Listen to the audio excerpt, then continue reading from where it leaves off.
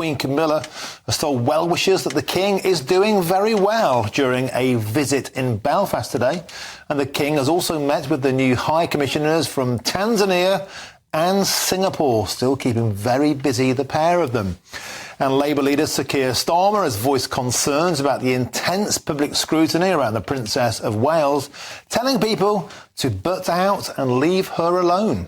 And this comes, of course, after investigations continue into claims that up to 3 people at the London Clinic could have been involved in the alleged accessing of the Princess of Wales's private medical records. An astonishing story. I'm joined now by royal commentator Angela Levin. Angela, always an absolute joy to see you and have you on the show. Let's start with this alleged data breach. If this is true, if this comes to pass, it's an absolute scandal, isn't it?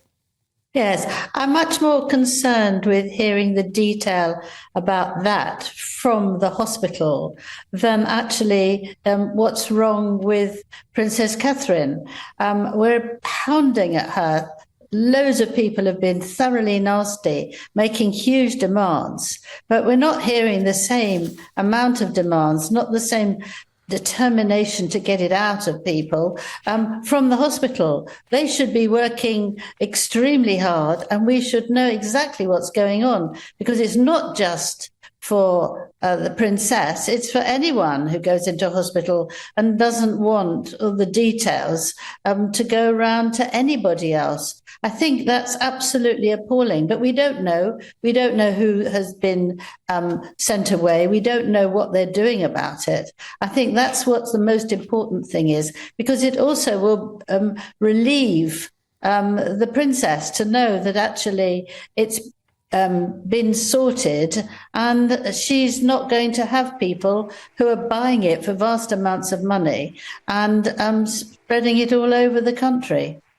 Yeah, I think you raise a very good point there, Angela, because the notion that the conspiracy theorists, the gossip merchants online are hypothesising about what may or may not be at play here with the princess. The very fact, I mean, everybody's medical records should be totally sacrosanct and sacred and not a matter for public discourse or exposure. The fact this could be happening to a member of the royal family, the fact this could be happening to a medical clinic which treats royals, celebrities and luminaires is absolutely staggering. And ordinary people. I mean, if I'd have gone there, I would feel that it would have to be secret about me. I mean, I think it's for everyone. It's extremely unpleasant thought. And let's talk a little bit now about, we've heard today that Kate is back to working from home. We hear that she's working on early years projects, and so therefore it seems, OK, not quite a full return to public-facing duties yet, but seems to be on the mend. Yes, I mean, this is what they said before she had the operation and then after the operation. I think this is something they're trying to put out to calm us down. But she did say that she could be working even in bed if she wanted to, because it was something she really cared about. So I think that's probably possible, but I don't put too much on that. I think people should just leave her and wait and see. I don't like it when they make these demands. And actually, I've discovered that some of the people have done that, whose names are in the papers, but I don't want to mention them, are related or in some way or another with Meghan. And there's one who's been very fierce about her returning back, and why isn't she? But he was in the Netflix Meghan and Harry production of 6 Hours. And he's also said very rude things that the couple are getting very old and ugly. He's said that before. He's got a very spiteful way of attacking people. And I think there are other people who are doing that, but they're not actually the public. I think that most of the public respect the royal family and how she works and how Prince William worked and their sense of duty.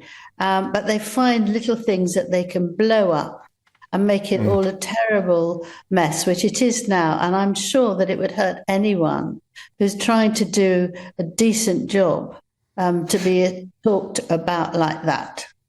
Do you think, Angela, the royal family might look on this and think we might have been able to play this a bit better? Back in the day, of course, the paparazzi were treated as better the devil you know, give them access, let them have something, and then they'll go away and not badger you. Do you think they might look back and think we could have played this better? Yes, I'm sure they could. Actually, today there's an advert in a paper asking for a PR person who will pay attention to detail. Unfortunately, the amount offered is $25,000 a year, so I don't expect they're going to get a top-notch person. I think they should consider that, because the PR that they need is very urgent and very important. Yeah, you think for 25 grand a year, Angela, you won't get the brightest button in the box, will you? No. What about the Queen Camilla in Belfast, putting best foot forward, looking splendid? Yes, she does look splendid. She's got the right colour green on, and she's very friendly. She was a bit nervous in 2015 when she first went to Ireland and for a big lunch, one of these things they had at the various celebrations here, and she talked to all sorts of people who didn't like the monarchy, people who didn't like the UK, and everybody liked her because she's so natural and she's funny and she's really interested in people. And you can see her doing this again. She's very chatty. She leans in towards them and smiles and says funny things. And she said that, King Charles was doing very well and she's trying to keep him in order. It's just very homely and it's very nice, but it's hard work. She'll do 3 days away. They were both supposed to go there, but of course, King Charles can't do that now. So she wouldn't let it just be postponed. So she's gone there on her own to work incredibly hard, quietly, to make sure everything carries on as if nothing serious is happening. And I admire her for that hugely, really.